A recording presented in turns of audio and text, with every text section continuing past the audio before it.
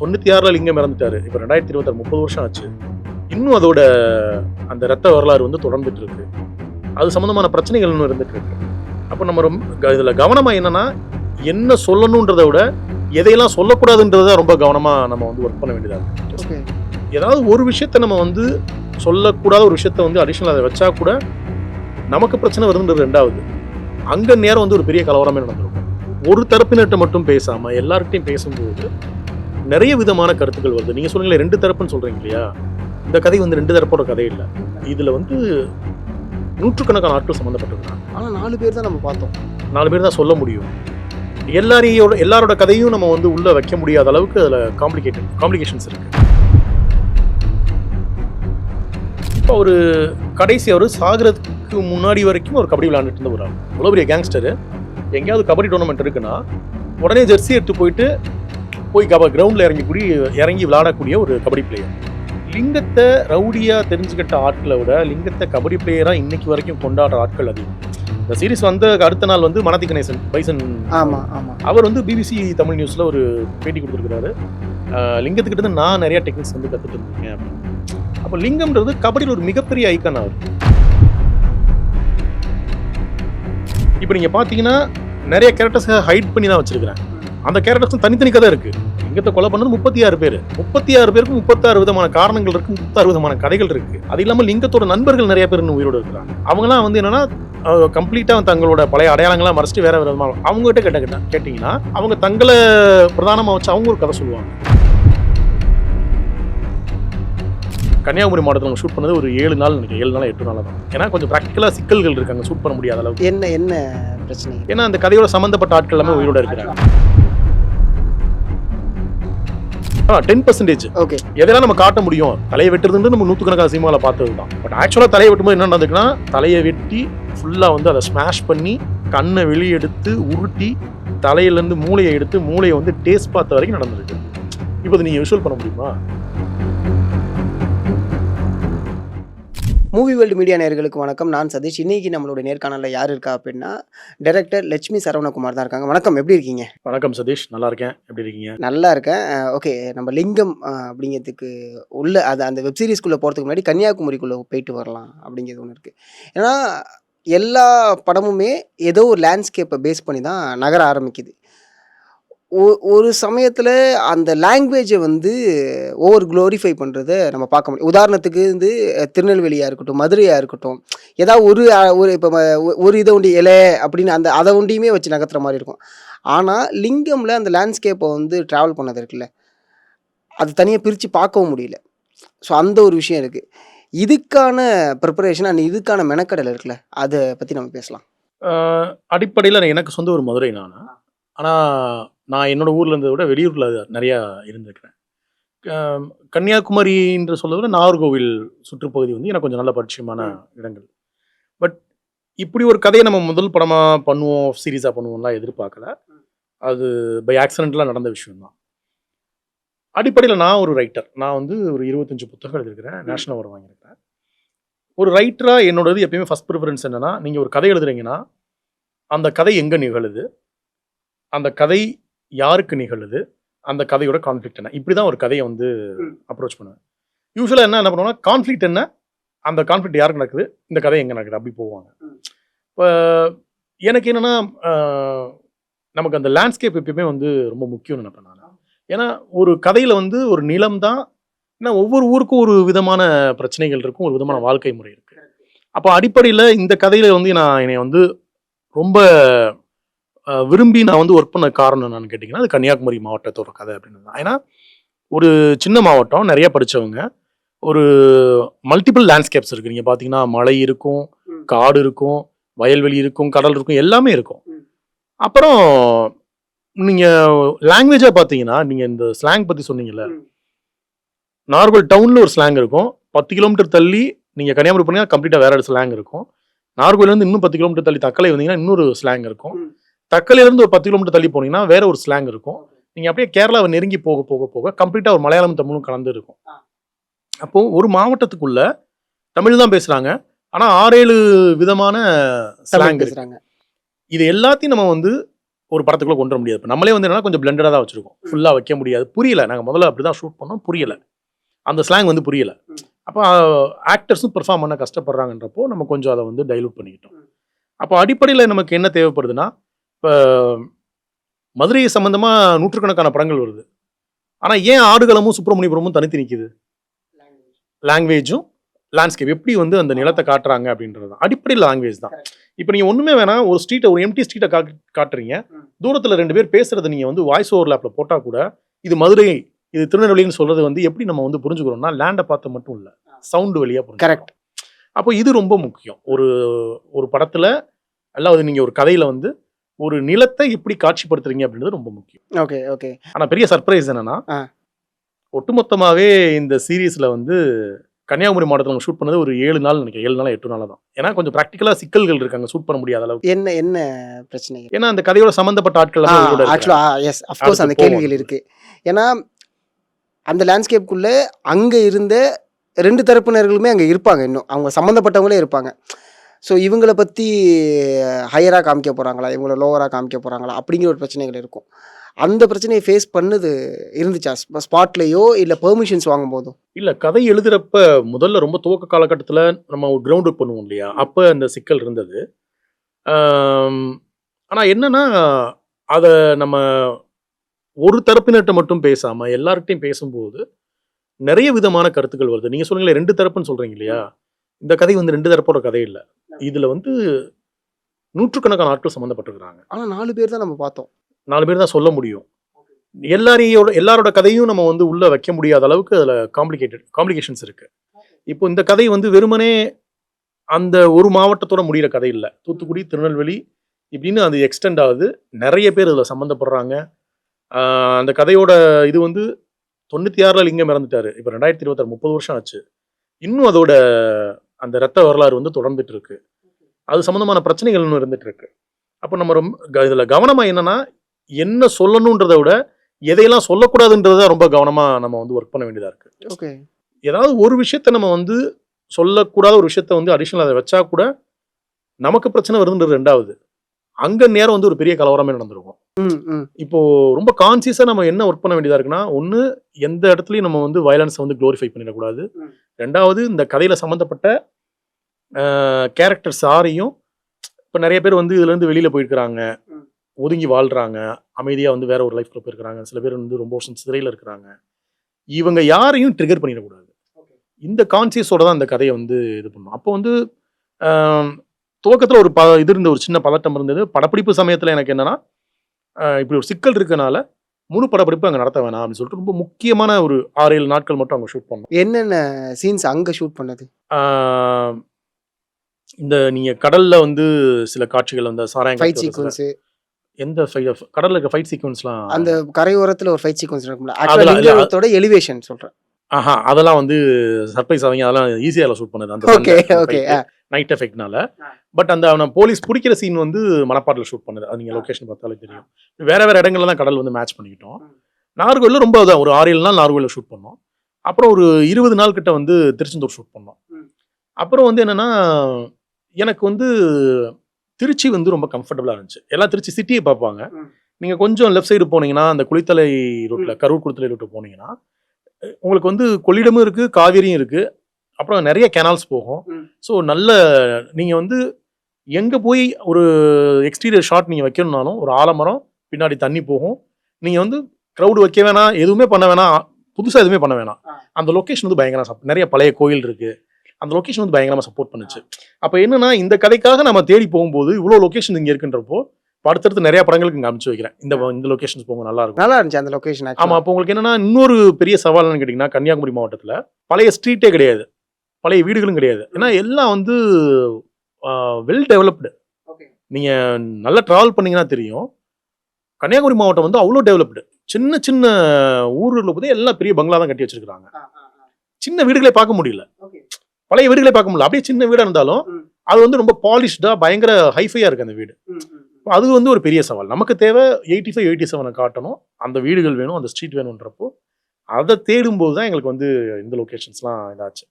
But இதை எப்படி match பண்ணுறோன்னா, நீங்கள் அந்த பிலீவபிலிட்டி ஒன்று வருதுன்னு சொல்கிறீங்க இல்லையா, ஒன்று ஸ்லாங்கு, ரெண்டாவது காஸ்டியூமு, ரெண்டாவது அவங்களோட இப்போ ஒரு கேரக்டர் எப்படி பிஹேவ் பண்ணுதுன்ற பாடி லாங்குவேஜ் இருக்கு இல்லையா, இந்த விஷயங்கள் தான். ஓகே.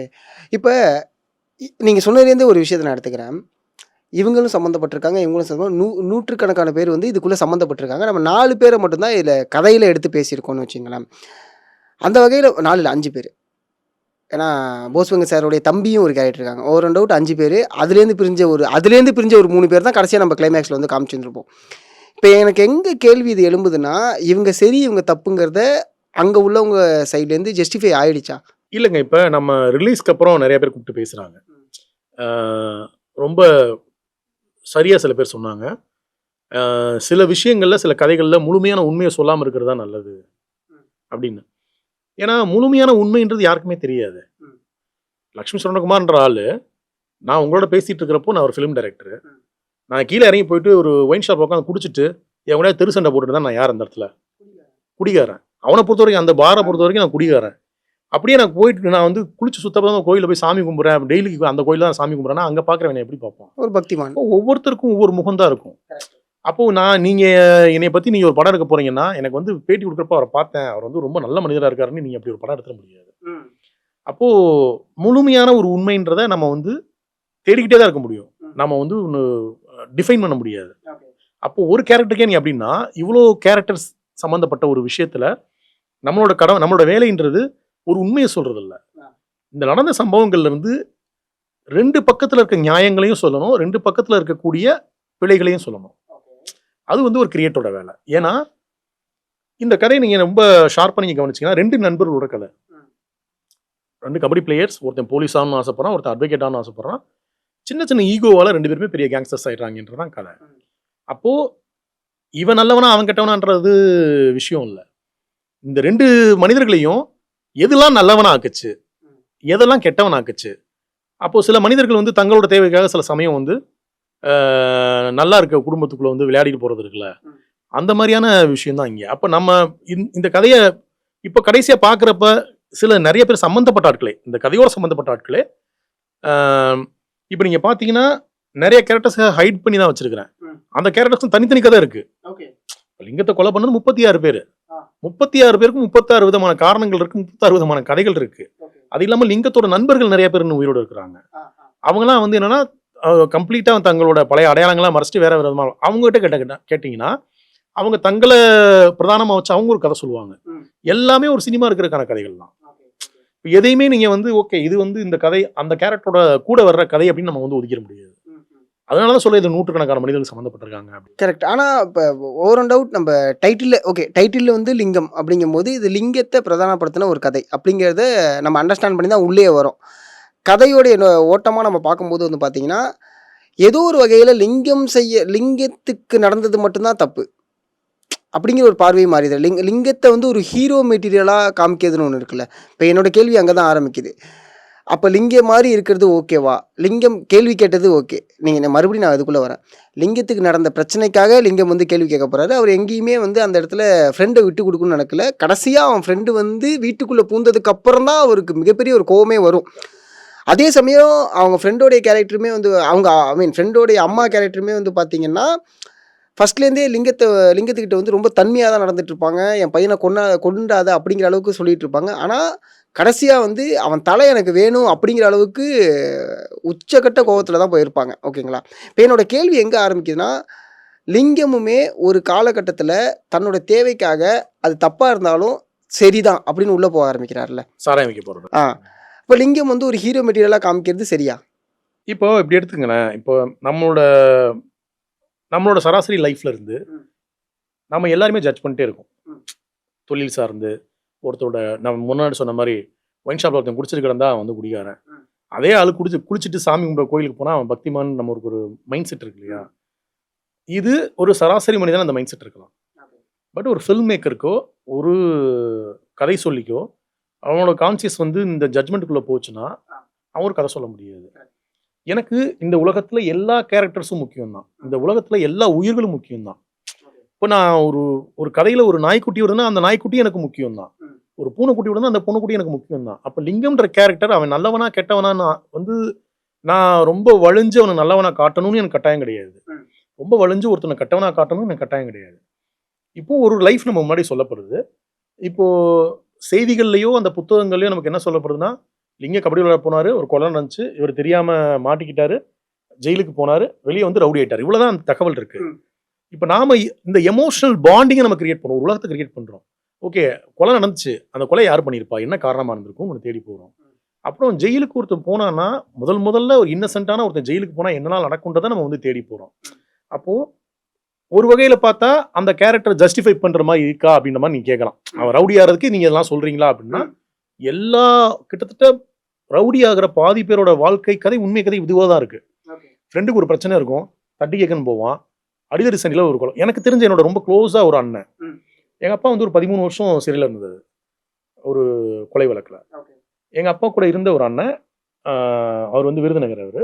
கடைசி இங்க எங்க ஊருக்கே வந்துட்டாங்க. அவர் கதை இதுதான். ஒரு இடத்துல சண்டை நடக்குது. சண்டைய விலக்கி விடுற ஃப்ரெண்டுக்காக சப்போர்ட் பண்ண போறாரு. போன இடத்துல அடிதடில வந்து ஒரு மர்டர் நடந்திருக்கு. இவர் வந்து அதுல ஒரு குற்றவாளி ஆயிட்டாரு. அவர் ஜெயிலுக்கு போகும்போது 22 வயசு. கிட்டத்தட்ட உங்களுக்கு 10, 12 வருஷம் ஜெயில்ல போயிடுது.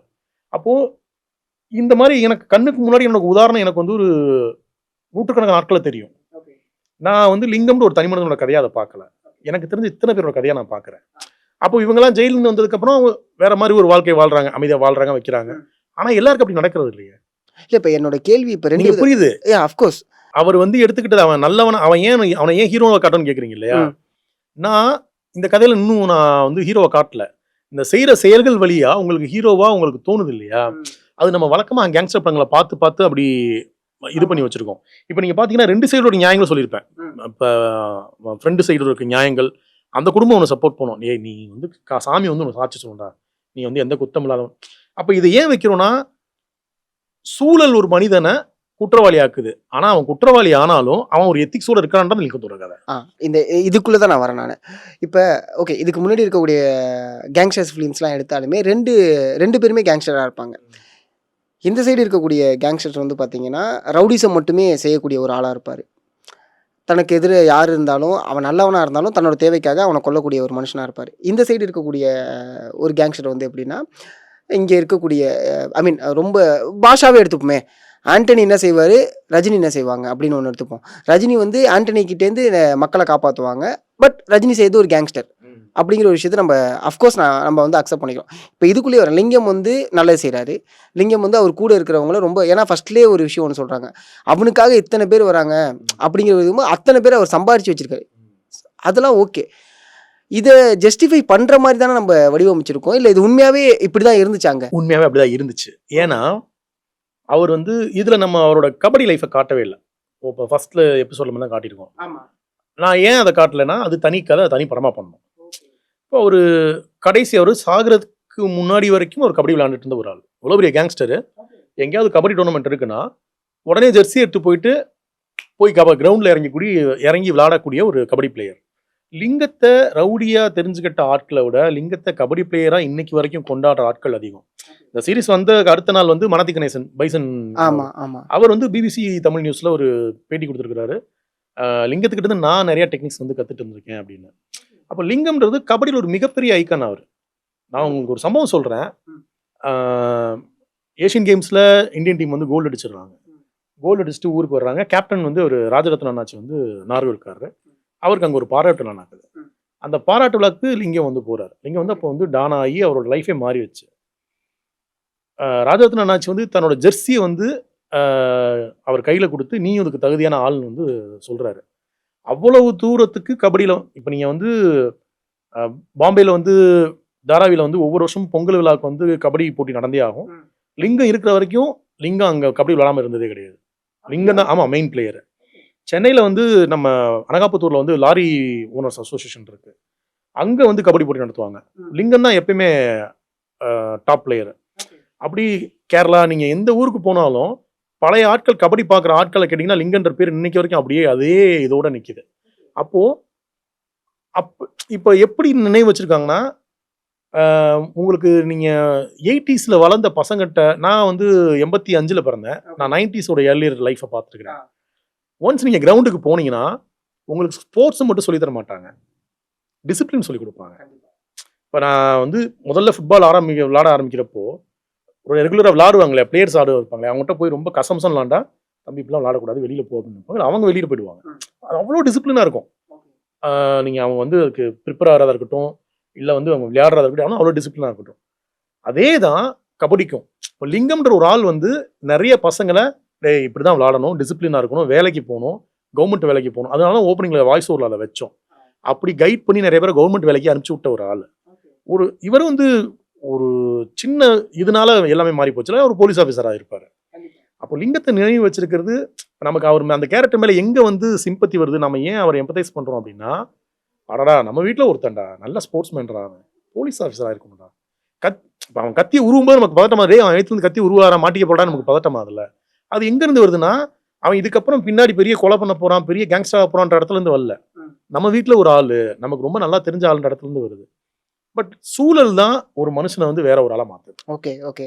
ஏன்னா இப்போ நீங்கள் சொன்னதில் ஒரு விஷயம் இருக்குது. என்னென்னா அந்த போலீஸ் கூட இருக்கக்கூடிய கான்ஸ்டபிள் வந்து ஒரு விஷயம் ஒன்று சொல்லியிருப்பாரு. சரி நான் போய் பேசுகிறேன் சார், எனக்கு தெரிஞ்ச பையன்தாங்கிறத தாண்டி அவன் ரொம்ப நல்ல பையன்தான் அப்படிங்கிற விதம் தான் அங்கே போய் நிற்கிது. ஏன்னா ஒரு ஸ்போர்ட்ஸ்மேன், அவனுடைய கேம் வந்து அவர் பார்த்துருப்பாரு. அதை வந்து பெருசாக எங்கேயுமே காட்சிப்படுத்தல, ஸ்பூன் ஃபீட் பண்ணவே இல்லை. பட் ஆனால் அண்டர்ஸ்டாண்ட் ஆணுச்சு. இப்போ நீங்கள் சொன்ன நான் ஏன் இந்த கேள்விகள் எல்லாமே முன்னெடுத்து வைக்கிறேன்னா, தொடர்ச்சியாக லிங்கம் அப்படிங்க நீங்கள் மேபி ஒரே ஒரு சைடை ஒண்டி சொல்லி முடிச்சிருந்தீங்க அப்படின்னா இட்ஸ் ஃபிக்ஷனாக மாறி இருந்திருக்கும். ஓகே இவ்வளோதான் அப்படின்னு போயிருந்திருக்கும். ரெண்டு சைடுமே சொல்லும்போது அப்போ இது ஏன் ஒரு குளோரிஃபை அப்படிங்கிற ஒரு கேள்வி நிறைய எழுமுனால தான் இத்தனை கேள்வி நான் முன்னெடுத்து. இல்லை உங்களுக்கு வந்து இந்த வயலன்ஸை குளோரிஃபை பண்ணுறது தான் பிரச்சனையாக இருக்கு இல்லையா? ஆக்சுவலாக இப்போ நான் காட்டியிருக்க வயலன்ஸ் வந்து நிஜமாவே நடந்ததில் ஒரு 10% தான். அந்த காலகட்டம் இருக்கு இல்லையா, 87 88 ஆரம்பித்து 96 லிங்கம் டெத்து வரைக்கும் கன்னியாகுமரி மாவட்டத்தில் இருந்த வயலன்ஸ் அப்படின்றது நீங்கள் பழைய செய்திகள் எடுத்து பாருங்கள், பழைய ரிப்போர்ட்டர்ஸ்ட்டு பேசி பார்த்தீங்கன்னா தெரியும், பழைய போலீஸ் ஆஃபீஸர்கிட்ட பேசி பார்த்தீங்கன்னா தெரியும். சில செய்திகள்லாம் நீங்கள் சொல்ல முடியாது இந்த ரிலீஸ்க்கு அப்புறம் என்ன நடந்துட்டு இருக்கு அப்படின்னு. எனக்கு இந்த 2-3 நாளில் நிறைய போலீஸ் ஆஃபீஸர்ஸ் நிறைய பேர் வந்து பேசுகிறாங்க, பழைய விஷயங்களை ஷேர் பண்ணிக்கிறாங்க, இப்போ என்ன நடந்துட்டுன்னு என்கிட்ட ஷேர் பண்ணிக்கிறாங்க. இல்லை ரிலீஸ்க்கு அப்புறமும் அங்கே அந்த டாக்ஸ் கிரியேட் ஆக ஆரம்பிச்சிருக்கா திருப்பி? ஆமாங்க, அது எப்பயுமே இருக்குங்க. ரெண்டாவது இந்த மாதிரி ஒரு சீரிஸ் வரும்போது, ரியல் லைஃப் கேங்ஸ்டரோட கதையை சொல்கிற சீரிஸ் வரும்போது அதை எல்லாருமே பார்ப்பாங்க. அதில் வந்து ஏதாவது ஃபால்ஸ் இன்ஃபர்மேஷன்ஸ் இருக்கா, இல்லை யாரையாவது ட்ரிகர் பண்ணுற மாதிரி இருக்கா அப்படின்னு. நம்ம இந்த சீரிஸ் பார்க்குறது மட்டும் இல்லை, சம்மந்தப்பட்ட ஆட்களோட ஆக்டிவிட்டீஸையும் அவங்க வந்து வாட்ச் பண்ணுவாங்க. அப்படி நம்ம நினைக்கிற மாதிரி கிடையாது. சிஸ்டம்ன்றது நமக்கு தெரியாமல் ரொம்ப ஷார்ப்பாக இயங்கிட்டே இருக்கும். நம்ம போலீஸை பற்றி, போலீஸ் டிபார்ட்மெண்ட்டை பற்றி வெளியில் வந்து நம்ம பேசிக்கிறது, கிண்டல் பண்ணிக்கிறதெல்லாம் வேற. ஆனால் அவங்க அவ்வளோ அலர்ட்டாக இருப்பாங்க, ஒரு விஷயம் நடந்துடக்கூடாது அப்படின்னு. எல்லாத்துக்கும் தனித்தனியாக ஒவ்வொரு விஷயத்தையும் ஃபாலோ பண்ணுறதுக்கும், ஒரு பிரச்சனை வராமல் வந்து அட்வான்ஸ்டாக இவங்க வந்து மூவ் ஆகிறதுக்கும் அவ்வளோ விஷயங்கள் செஞ்சுட்டு இருப்பாங்க. அதை பற்றிலாம் எனக்கு நிறைய விஷயங்கள் ஷேர் பண்ணிக்கிட்டாங்க, என்ன நடந்துட்டு இருக்கு அப்படின்னு. இப்போ நடந்துட்டு இருக்குன்னா இஃப் இன்கேஸ் எதுவும் நடந்துடக்கூடாதுன்றதுக்காக, சேஃப்டிக்காக. அப்படி நடக்க போகிறது இல்லை, ஏன்னா நம்ம அதனால ரொம்ப கான்சியஸாக பண்ணது. பட் ஒரு பயம் இருக்குல்ல, பழைய இதோட இது. கண்டிப்பாக நீங்கள் சொல்கிற வயலன்ஸ் எல்லாமே நான் காட்டியிருக்கிறது வயலன்ஸ் வந்து ஏற்கனவே சினிமாவில் சொல்லப்பட்ட வயலன்ஸு. அப்புறம் அவங்க லைஃப்பில் நடந்ததில் கொஞ்சத்தை எதெல்லாம் வந்து நம்ம வந்து இங்கே 0.5 10% ஓகே எதெல்லாம் நம்ம காட்ட முடியும். தலையை வெட்டுறதுன்றது நம்ம 100கணக்கான சினிமாவில் பார்த்தது தான். பட் ஆக்சுவலாக தலையை வெட்டும்போது என்ன நடந்துக்குன்னா, தலையை வெட்டி ஃபுல்லாக வந்து அதை ஸ்மாஷ் பண்ணி கண்ணை வெளியே எடுத்து உருட்டி தலையிலேருந்து மூளையை எடுத்து மூளையை வந்து டேஸ்ட் பார்த்த வரைக்கும் நடந்திருக்கு. இப்போ அதை நீங்கள் விஷுவல் பண்ண முடியுமா? இப்போ நான் அதை பண்ணால் ஏன்டா ஒரு டைரக்டர் இவ்வளோ வந்து வயலன்ஸை காட்டுற, உனக்கு இவ்வளோ பெர்வர்ஷனாக கேட்பாங்க. இல்லை நடந்தது அதுதானா, யாரும் நம்ப மாட்டானுங்க. புரியுது. ஸோ அப்போ அப்படி இருந்துச்சு. ஆனால் அப்படி பண்ண ஆட்கள்கிட்ட நான் பேசியிருக்கிறேன். அவங்க இன்னைக்கு என்ன மாறி எவ்வளோ பக்குவமாக இருக்காங்கன்னு இருக்கு இல்லையா, அதை ஒரு சினிமா வரத்தா அது இன்னும் ஒரு பெட்டரான சினிமாவாக இருக்கும். ஆக்சுவலாக அதை நோக்கி தான் நம்ம போகணும். கண்டிப்பாக விஷயத்த சொல்லியிருக்கிறோம். இப்படி இருந்த மனிதர்கள் இன்னைக்கு என்னவா மாறி இருக்கிறாங்க, அவங்கள ஒரு காலம் என்னவா மாற்றிருக்கு, அவங்க இன்னைக்கு என்ன வாழ்ந்துட்டு இருக்கிறாங்கன்னு இல்லையா, அதை சொல்லும்போது இதை ஏன் சொன்னதுக்கான காரணம் புரியும். கண்டிப்பாக எப்போதுமே ஒரு கேங்ஸ்டரோட படத்தில் வந்து ஒரு விஷயம் ஒன்று இருக்கும். ஆரம்பத்தில் ரொம்ப நல்லவனாக இருக்கக்கூடிய கேங்ஸ்டர் ஒரு காலகட்டத்தில் ஒரு சூழ்நிலையால் கேங்ஸ்டராக மாறுவாங்க. இறுதியில் வந்து அவங்களுக்கு நடக்கக்கூடியது இதுவாக தான் இருக்கும் அப்படின்னு சொல்லிட்டு, இதுமாரி நீங்கள் மாறாதீங்க அப்படிங்கிற ஒரு விழிப்புணர்வாக அந்த படம் முடியும். இந்த வெப் சீரிஸ் அப்படி நகரல, ஏன்னா இன்னும் இருக்குது. ஆமாம், முடிவு அப்படி இருக்குமா? செகண்ட் பார்ட் நம்ம நகர்ந்து போகும்போது நான் கேட்குறேன். இதில் என்ன நாங்கள் ஒரு பெரிய சவால் இருக்குங்க. இப்போ எப்பயுமே என்னோட கதையில் நான் ஹீரோ, உங்களோட கதையில் நான் என்னவா இருக்கேன்றது இருக்கு இல்லையா, அது ரொம்ப சிக்கல். இப்போ செகண்ட் சீசனை வந்து நான் மறுபடியும் லிங்கத்தோட கதையாக சொன்னேன்னா அதில் ஒரு குழப்பம் இருக்குது. இப்போ இன்னொரு கேரக்டரோட கதையாகவும் அது மாறும். இப்போ ஆக்சுவலாக வந்து செகண்ட் சீசன் வந்து இப்போ நீங்கள் இல்ல ஜஸ்ட் என்னடி ஒரு விஷயம் ப்ரெடிக்ட் பண்ண நான் உங்களுக்கு ஒரு முடியுது. விஷயம் சொல்கிறேன். ராம்கோபால் வர்மாவோட ரசச்சரித்திர படம் பார்த்துருக்கீங்களா? ஆ ஆ ஆ ஃபர்ஸ்ட் பார்ட்டில் வந்து அந்த ஹிந்தி ஆக்டர் அவன் வந்து ஹீரோவாக இருப்பான். ஆ ஆ செகண்ட் பார்ட்டில் வந்து அவன் ஆக்சுவலாக அவன் ஹீரோவாக இருக்கிற எல்லா நியாயங்களும் இருக்கும். இப்படியே கட் பண்ணா அப்படியே வேற ஒரு இந்த கதை ஒண்ணு. சூர்யாவோட இன்னொரு perspective நியாயம் போக ஆரம்பிக்கும். ஸோ இங்கே அப்படி ஒரு கதை இருக்குது. ஆனால் அது அவ்வளோ தூரத்துக்கு வந்து நெகட்டிவாக மாறாது. ஓகே. அவ்வளோ நெகட்டிவாக மாறாது. ஆனால் இப்படி ஒரு கேரக்டருக்கு அப்படி ஒரு சைடு இருக்குன்றதை சொல்லக்கூடிய ஒரு கதையாக இருக்கும். ஐ திங்க் விமல் சாரோடைய பெர்ஸ்பெக்டிவ்ல இருந்து போக ஆரம்பிக்குமா? ஆமாம், அது ஒரு சின்ன பார்ட் இருக்கு, முக்கியமான பார்ட் அது. ஏன்னா அஃப்கோர்ஸ் அந்த ஒரு விஷயம் காமிச்சதுனால ஆமா. ஜஸ்ட் நான் அதை யோசிச்சேன். அதுக்காக தான் அதை முன்னாடியே லீட் வச்சது. Okay okay. அதான் சொன்னேன். ஒரு விஷயம் எனக்கு ரொம்ப அழகாக அதில் பிடிச்சிருந்துச்சி. என்னன்னா ஒரு கொலை நடக்குது. அந்த கொலைக்கு ஐ மீன் அந்த செத்தவங்களுடைய சுற்றி இருக்கக்கூடிய நண்பர்கள் வந்து எப்போதுமே கொஞ்சம் ஆக்ரோஷமாக இருப்பாங்க. உறவினர்களை நம்ம பெருசாக படத்தில் காமிப்போமான்னு கேட்டால் அது கொஞ்சம் டவுட் தான். அவங்க எங்கே இருக்காங்க, உன் கூடயே இருக்கணும். இப்போ ஃபார் எக்ஸாம்பிள் என்னை கொலை பண்ணுறாங்க அப்படின்னா என் கூட இருக்கிறவங்க தான் அடுத்து வந்து எனக்காக பழி வாங்க போகிறாங்க. ஆனால் இந்த கதையில் வந்து ரொம்ப சூப்பராக ஒரு விஷயத்தை ஹேண்டில் பண்ணீங்க. என்னென்னா ஃபஸ்ட்டு இறக்குறாரு, பெரியவர் இறக்குறாரு. அவருடைய ரிலேஷன் தான் விமல் சாருங்கிறத கடைசியாக தான் நம்ம காமிக்கிறோம். ஏன்னா எங்கேயுமே படத்தை நம்ம காமிக்கல, கூட இருக்கவே இல்லை. அதே மாதிரி தான் இங்கே போஸ் அவர்கள் இறக்கும்போது அவருடைய ஃபர்ஸ்ட் நம்ம காமிச்சிருப்போம். ஜஸ்ட் வந்திருப்பாங்க, வந்துட்டு நகர்ந்து போயிருப்பாங்க. ஒரு இடத்துல ஒன்றி போஸ் லீட் கொடுத்துப்பாரு. கோட்டை என்னோட கோட்டை, அங்கே அவன் பார்த்துப்பான்டா அப்படிங்கும்போது ஓகே இவன் ஒரு மாஸ். ஆனால் அவனையுமே அங்கே நாக் அவுட் பண்ணி தான் வெளில வராரு லிங்கம். ரைட்டுங்களா? ஸோ இந்த விஷயம் அடுத்து பாலசரவணனை உள்ளே கொண்டு வருது. ஸோ ஓவர் அண்ட் அவுட் யாருமே நீங்கள் பார்க்கல. நீங்கள் பார்த்தது இந்த 4 பேரை மட்டும்தான் நீங்கள் பார்த்துருக்கீங்க. இந்த இப்ப 4 பேரும் என்னன்னா, அதுதான் முன்னாடி சொன்னேன் உங்களுக்கு. ஒரு ஜெயிலுக்குள்ள இறங்கி கொலை செஞ்சது 36 பேருனா 36 பேருக்கும் ஒரு பின்னாடி ஒரு கதை இருக்கு. 36 பேரும் ஒவ்வொருத்தவங்களும் சம்மந்தப்பட்டவங்க. இப்போ சில பேர் வந்து இப்போ விமல் கேரக்டர் வரான்னா அவர் கூட வந்த ஆட்கள். ம். இப்போ பாலசரவணன் கேரக்டர்னா அவர் கூட வந்த ஆட்கள். அதுதான் கேட்குறேன். பாலசரமனும் தனி, விமலும் தனிங்கிற ஒரு விஷயம் இருக்குல்ல. எனக்கு அதுதான் அங்கே கன்ஃபியூஸ் ஆயிடுச்சு. அங்க பிரச்சனையே அதாங்க. ஒரு கட்டத்துக்கு மேல லிங்கத்தோட வளர்ச்சி எப்படி இருந்ததுன்னா, செகண்ட் சீசன்ல அது வந்து கதைகளா வரும். ஆ, அந்த பீரியட்லாம் வந்து பிரைவேட் ஒயின் ஷாப் தான். ஜூனியர் உடன்ல அதாவது ஸ்டோரி வருது. கவர் ஸ்டோரி என்ன நடந்துச்சுன்னு. ஓகே. கன்னியாகுமரி மாவட்டத்தோட ஒயின் ஷாப் ஏலம் நடந்துட்டு இருக்கு. அப்போ அந்த ஏலத்துக்கு லிங்கம் போறாரு. லிங்கம் எப்படி போறாருன்னா, நாங்க இந்த சீசன்ல தூக்கி வச்சிட்டோம். ஃபர்ஸ்ட் வந்து ஒரு 30-40 புல்லட்டு, அடுத்து இவரோட காரு, எல்லாருக்குமே uniform, white shirt, black pant, shoe, சைரனோட பக்காவா ரெடியாகி ஒரு ஊர்வலம் போயிட்டு நேராக அந்த இதுக்கு போகிறாங்க, அந்த ஒயின் ஷாப் ஏலத்துக்கு போகிறாங்க. போனால் இப்போ வந்து ஒட்டு மொத்தமாக அந்த ஏலத்தை இவங்க டேக் ஓவர் பண்ணி இவங்களே நடத்துகிறாங்க. யாருக்கு கடை கொடுக்கணும், எவ்வளோ கொடுக்கணும், எல்லாத்தையுமே அவங்க வந்து டேக் ஓவர் பண்ணுறாங்க. வெளியில் எஸ்பியிலேருந்து எல்லாருமே இருக்கிறாங்க. வழக்கமாக ஒயின் ஷாப் ஏலனாலே அடித்து வெட்டி குத்திட்டு சாவாங்க. ஆனால் என்னென்னா மொத்த மாவட்டத்தில் இருக்க எல்லாருமே சைலண்ட்டு. ஏன்னா லிங்கம் அங்கே இருக்கிறாரு அப்படின்னு. அவர் வந்து அதில் அந்த காசு எடுத்துக்கிறாரு. அவர் வைக்கிற சட்டம்ன்ற ஒன்று இருக்குது. ஆனால் என்னென்னா போலீஸ்க்கு என்னதுன்னா அடிதடி இல்லாமல் நடந்துடுறான்னு சொல்லிட்டு, ஏன்னா இந்த ஏலம் ஒரு நாள் நடக்காது, 2-3 நாள் நடக்கும். எஸ்பி வந்து சொல்லிட்டு போகிறாரு, மிச்ச ஏலத்தையும் நீயே வந்து சேஃபாக முடிச்சு கொடுத்துன்னு சொல்லிட்டு போகிறாரு. இப்படி உச்சகட்டமான அதிகாரத்தை இருந்த ஒரு ஆள். அப்போ ஒருத்தர் வந்து எவ்வளவு பேரை பகைச்சிருப்பாரு அப்படின்னு ஒரு விஷயம் இருக்கு இல்லையா? அப்போது அதனால தான் அந்த ஓப்பனிங் சிங்கிள் ஷாட்டில் இருக்கும். இதை ஏன் ஜெயிலில் போய் கொல்லணும்னா, ஜெயிலை விட்டு வெளியில் வந்தால் 90 நாட்கள் ஜெயிலில் இருக்கிறாரு. இது வந்து 89வது நாள் நடக்குது. ஏன்னா 90வது நாளில் வந்து ஜாமீன் கிடைச்சிடும். வெளியில் வந்தால் சம்மந்தப்பட்ட ஜெயிலுக்கு போகிறதுக்கு காரணமான சம்மந்தப்பட்ட ஒருத்தரையும் விடமாட்டான். அதுக்காக தான் எல்லாரும் வந்து சேர்ந்து கொலை பண்ணுறாங்கன்றது தான் ஐடியா. Okay okay.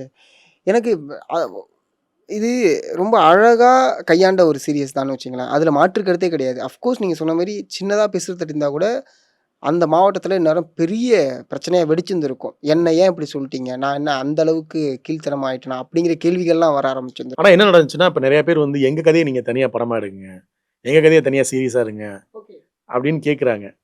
அது அங்கே தான் நமக்கு வந்து மாட்டிக்கிறோம்.